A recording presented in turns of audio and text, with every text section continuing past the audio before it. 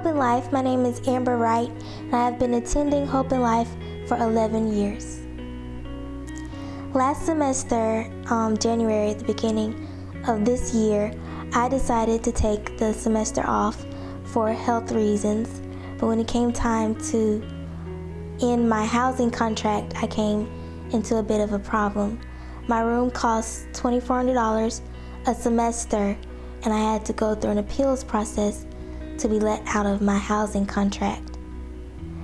As I was looking at the application for the housing appeal, I read a portion on there that said even if my appeal was granted, I would still be liable to pay a portion of the $2,400. After I decided not to come back to school in January, the school sent me a bill saying that I still owed $2,400 for my housing.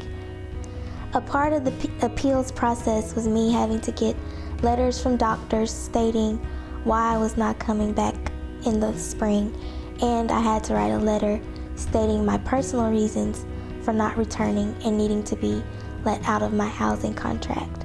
During the appeals process as well, I moved out and moved back home with my mother.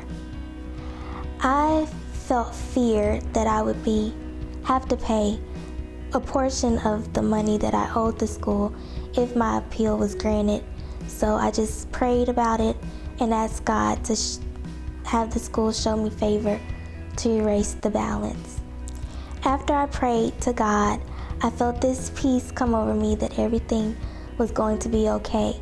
And 2 weeks later, I received an email from the school saying that my appeal had been accepted and that the entire $2,400 had been erased and I owed nothing.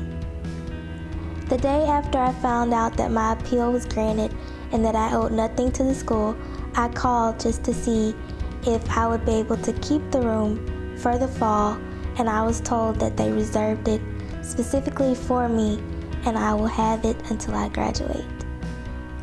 The reason I wanted to make sure that I could still have the same room in the fall is because it was made from 2 rooms into 1 big room specifically for me so that I would have enough room to move around with my power chair. I'm Amber Wright, and what I've learned from this is after you've done all you can do, give it over to God and watch Him work it out.